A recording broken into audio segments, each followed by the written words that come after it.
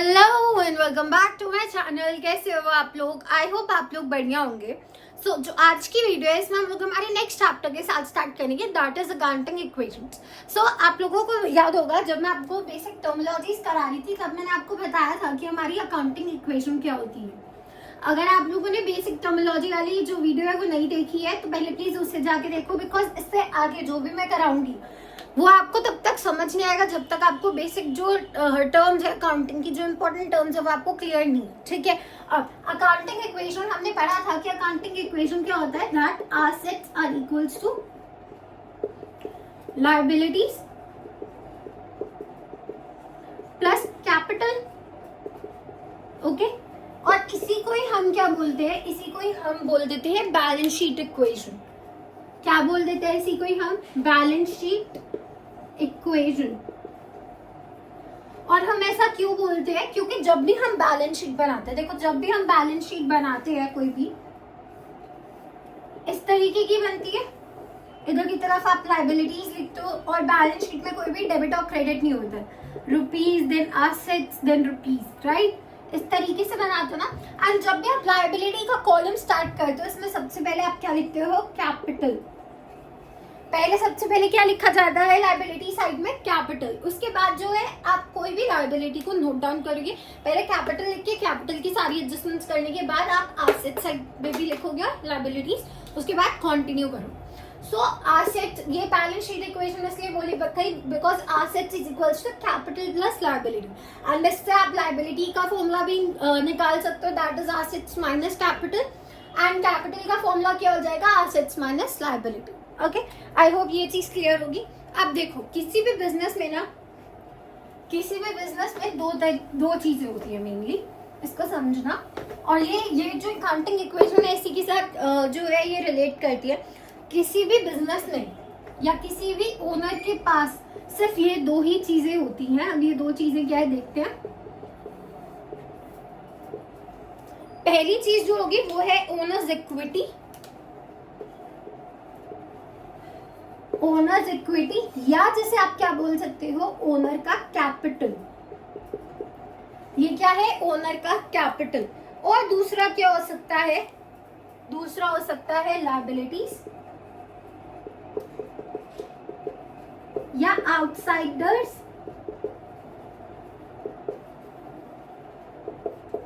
Equity.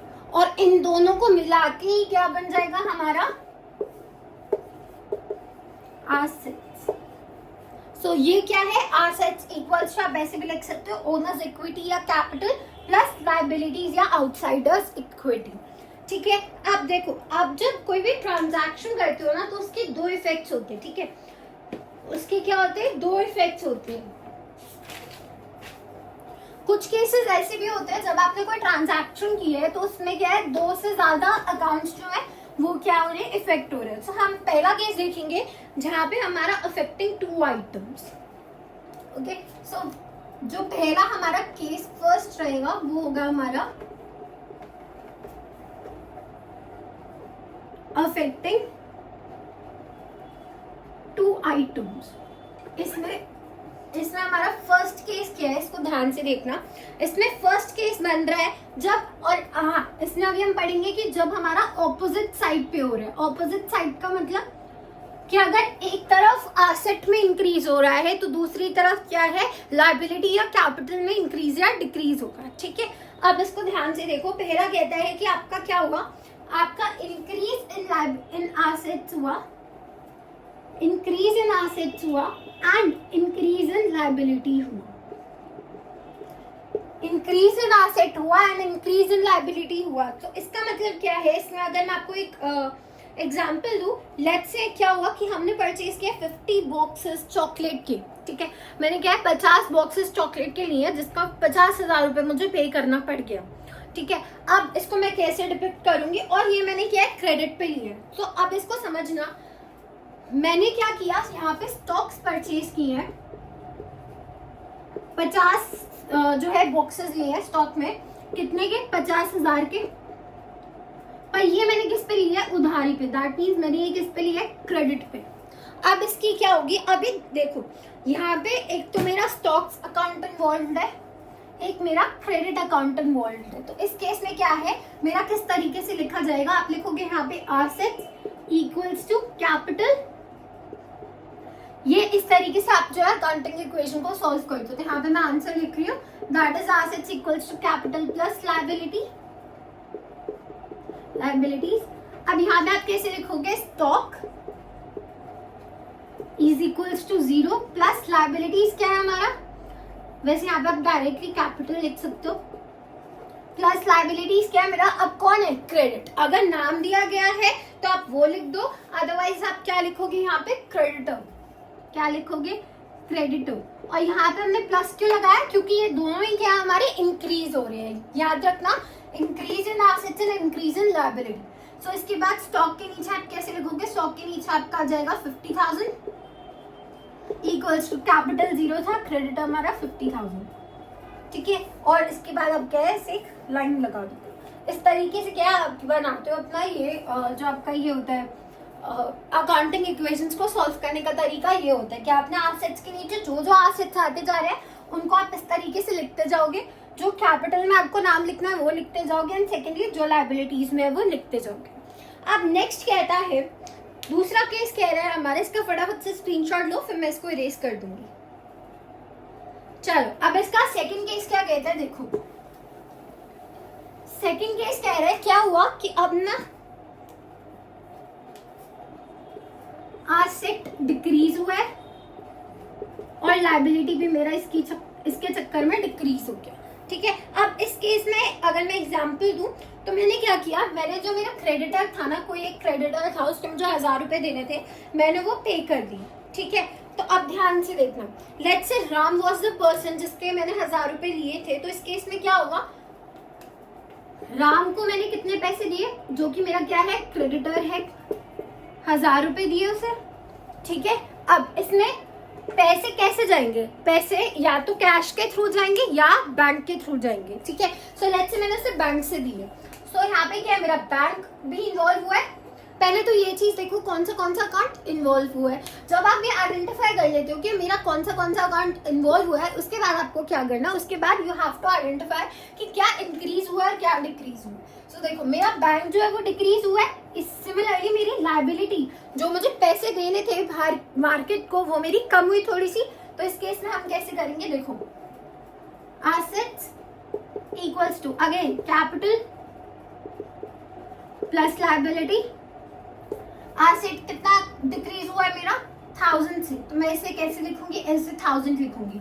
और asset side पे क्या आएगा सबसे पहले, अच्छा प्रीवियस वाले को भी मैं साथ में लेके चलती हूँ। प्रीवियस वाले में हमने क्या किया था, हमने स्टॉक लिया था, स्टॉक, इसमें फिर आप ऐड करोगे क्या, जो हमारा बैंक था, equals to capital will remain like that, plus एक तो लायबिलिटी मेरे वो था जो मेरा क्रेडिटर एक ऑलरेडी था, और लेट्स से मैंने राम को भी ऐड कर लिया। इस केस पे क्या होगा, स्टॉक कितना था मेरे पास, 50,000 का, यहाँ पे आएगा माइनस कितना, मैंने 1000 रुपए बैंक से निकालिए, इक्वल्स टू कैपिटल मेरा सेम रहेगा, प्लस क्रेडिटर मेरा अगेन 50,000, माइनस कितना करना है हमें, 1000 इधर। देखो यहाँ पे क्या है, इसीलिए मैं बोल रही थी कि ये जो आपका एसेट है वो हमेशा कैपिटल और लायबिलिटी के इक्वल रहेगा, ठीक है। सो आपको दिख गया होगा। अब मेरे पास कितने बचे यहाँ पे मेरे पास अमाउंट कितना बचेगा, 49,000 equals to capital, that was actually 0, तो मैं यहाँ पे 0 ही लिखती हूँ। एज पर दिस क्वेश्चन हमारे पास कितना दे रखा है, 0, और यहाँ पे आ जाएगा 49,000, ठीक है। आई होप इतना क्लियर होगा। अब नेक्स्ट केस क्या बनता है, देखो मेरा एसेट इंक्रीज हुआ, इसका फटाफट से स्क्रीनशॉट लो, फिर मैं थर्ड इक्वेशन बनाऊंगी। चलो अब नेक्स्ट देखो थर्ड क्या कहता है हमारा। थर्ड बोल रहा है कि मेरा एसेट इंक्रीज हुआ और मेरा कैपिटल भी इसकी वजह से क्या हुआ, इंक्रीज हो गया। मेरा एसेट तो बड़ा ही बड़ा, पर मेरा कैपिटल भी इंक्रीज हो गया। अब इसका एग्जांपल देते हो, मान लो प्रोप्राइटर ने इंट्रोड्यूस किया 50,000 as a capital, additional capital, ठीक है। एडिशनल कैपिटल क्या होता है, इसे भी आप एक बार समझ लो। एडिशनल कैपिटल का मतलब होता है मेरे बिजनेस में ऑलरेडी मैंने पैसे इन्वेस्ट कर रखे हैं, बट 1-2 साल बाद मुझे लगता है यार इसमें और पैसा इन्वेस्ट करूंगा ना या करूंगी तो ये और ज्यादा अच्छा मुझे आउटपुट दे सकता है, या अभी कैपिटल की और नीड है। सो वो क्या है, जो मैं अब बिजनेस चालू होने के बाद जो भी मैं कैपिटल इंट्रोड्यूस करूंगी अपने बिजनेस में, वो क्या हो जाएगा, हमारा एडिशनल कैपिटल हो जाएगा। अब समझना, एसेट इंक्रीज हुआ, कैपिटल भी इंक्रीज हुआ, तो ये कौन सा केस है कि प्रोपराइटर आया। मान लो प्रोपराइटर का नाम है मिस्टर एक्स। मिस्टर एक्स क्या कर रहे हैं, मिस्टर एक्स लेकर आए हैं आपके लिए, मिस्टर एक्स ने अपने बिजनेस में किया है 50,000 रुपए, 50,000 रुपए एडिशनल कैपिटल जो है ना वो इन्वेस्ट किए या वो इंट्रोड्यूस किए, एडिशनल कैपिटल उन्होंने इंट्रोड्यूस किए। अब इस केस में हमारे कौन से 2 अकाउंट्स जो है वो इन्वॉल्व हो रहे हैं, ये आप एक बार यहाँ पे वीडियो पॉज करके कमेंट करोगे मुझे कि कौन से 2 जो हमारे अकाउंट्स हैं वो इन्वॉल्व हो रहे हैं। इस केस में क्या होगा, इस केस में हमारा बैंक या कैश जिसके थ्रू भी वो लेकर आया वो इंक्रीज हो जाएगा, दैट इज वो वहां पे प्लस हो जाएगा। एंड दैट मीन्स ये किधर है, हमारा एसेट साइड, और दूसरी side that is the right hand side की तरफ आपका कौन सा आ जाएगा, राइट हैंड साइड की तरफ आपका ओनर्स कैपिटल,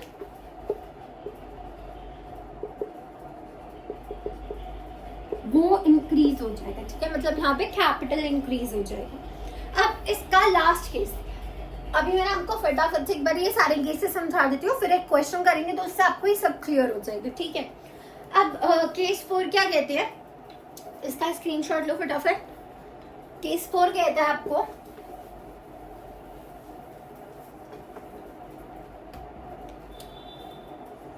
आपका एसेट डिक्रीज हुआ, सिमिलरली आपका कैपिटल भी डिक्रीज हो गया, ठीक है। अब ये इसमें कैसे होगा, देखो मान लो मिस्टर एक्स ने क्या किया, मिस्टर एक्स ने 50,000 रुपए तो डाले बिजनेस में, पर अब मिस्टर एक्स कह रहा है कि ना भाई मुझे जाना है घूमने, ठीक है, और मेरे पास पैसे नहीं है, अब मुझे अपने बिजनेस में से पैसे निकालना है, मतलब मैं विड्रॉ कर रहा हूँ, मान लो 30,000 रुपए मेरे पास कम पड़ रहे घूमने जाने के लिए, ठीक है। मिस्टर एक्स ने बोला कि मुझे 30,000 रुपए मेरे बिजनेस में से चाहिए अभी के लिए, मैं घूमने जा रहा हूँ, बाद में आपको आके दे दूंगा, ठीक है। उसने ऐसा किया बिजनेस के साथ। अब क्या होगा, यहाँ पे आपका एसेट डिक्रीज हुआ। एसेट क्यों डिक्रीज हुआ, आपका यहाँ पे कैश या बैंक जो है वो इन्वॉल्व हुआ, वो डिक्रीज हुआ, दैट मीन्स मेरा एसेट जो है वो डिक्रीज हुआ।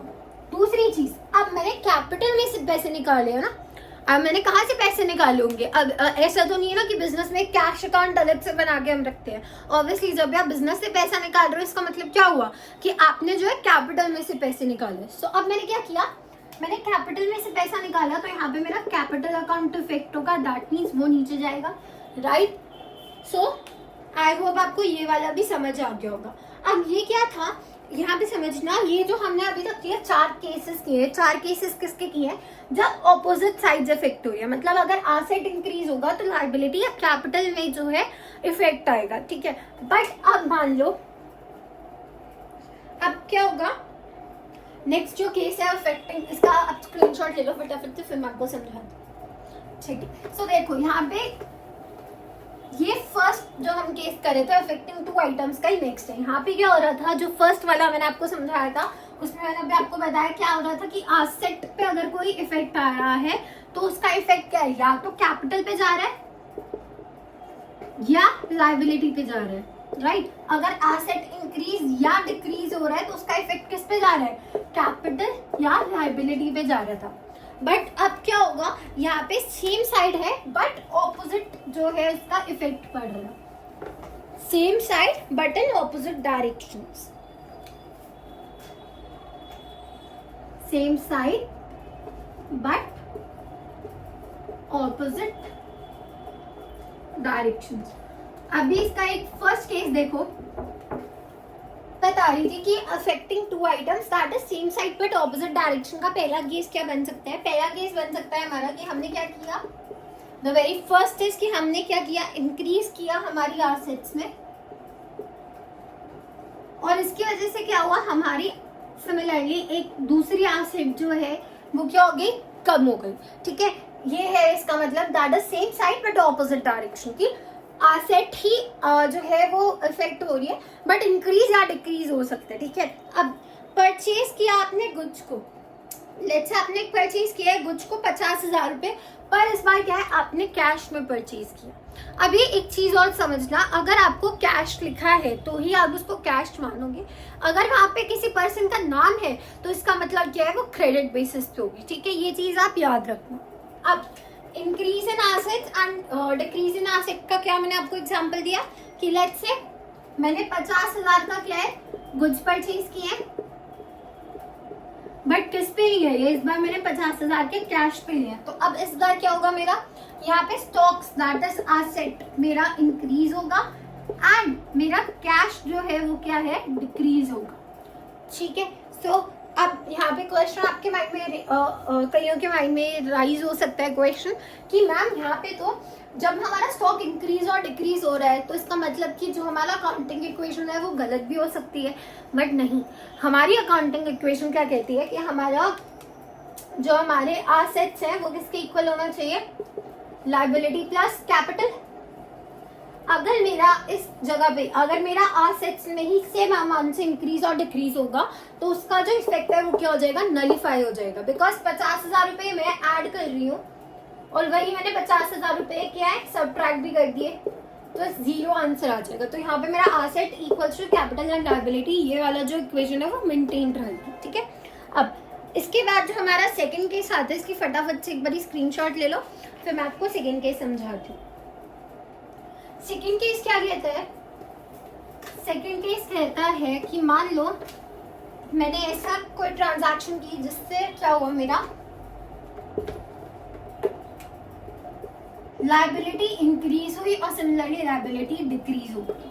अब अगर मेरा कोई ऐसा केस आता है तो इस केस में क्या होगा, सॉरी मैंने उल्टा लिख दिया, लायबिलिटी पहले लायबिलिटी इंक्रीज करते फिर उसको डिक्रीज करते, सॉरी लायबिलिटी को पहले डिक्रीज करता है फिर उससे इंक्रीज करता है। ठीक है, अभी ये वाला केस है, तो इस केस में क्या है, मान लो मैंने क्या है बिजनेस ने ना क्या बिजनेस के पास एक कोई बिजनेस है उसको 30,000 रुपए देने थे। ठीक है, बिजनेस को क्या है 30,000 रुपए देने थे, उसने वो 30,000 रुपए जो है उसको देने थे और उसने क्या किया, just wait for a second, business was a liability of ₹30,000 toward ABC limited. ठीक है, और उसने उसको पे करने के लिए क्या किया, एक शॉर्ट टर्म लोन लिया और उसको पे कर दिया, बट अब क्या है उसके पास वो शॉर्ट टर्म लोन भी आ गया। तो इस केस में क्या है, मैंने एबीसी लिमिटेड को मुझे कितने पैसे देने, 30,000 रुपए, राइट। उसको पे करने के लिए मैंने एक शॉर्ट टर्म लोन लिया जो कि मेरा क्या हो जाएगा, लायबिलिटी कितना, 30,000। यहाँ पे तो मैंने इसे पैसे पे कर दिए इसलिए ये वाली लायबिलिटी क्या है डिक्रीज हो जाएगी, और मैंने जो ये शॉर्ट टर्म लोन लिया है ये क्या इसकी वजह से लायबिलिटी इंक्रीज हो जाएगी। ठीक है, ये मैंने बैंक से लिया होगा तो ये क्या है, यहाँ पे बैंक की लायबिलिटी मेरी इंक्रीज हो गई।